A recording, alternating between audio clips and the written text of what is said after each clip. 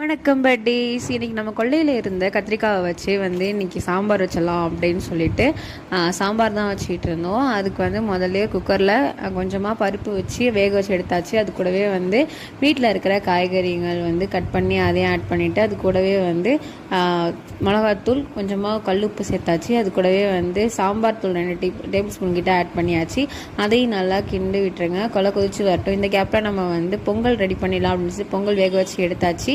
அது தாளித்து கொட்டியாச்சு. அதையும் நல்லா கிண்டி விட்டுட்டு அதே வானல்லே கொஞ்சமாக எண்ணெய் விட்டு கடுகு போட்டுக்கோங்க. அது கூடவே வரமிளகாய் 4 ஆட் பண்ணிவிட்டு கருவேப்பிலை கொஞ்சமாக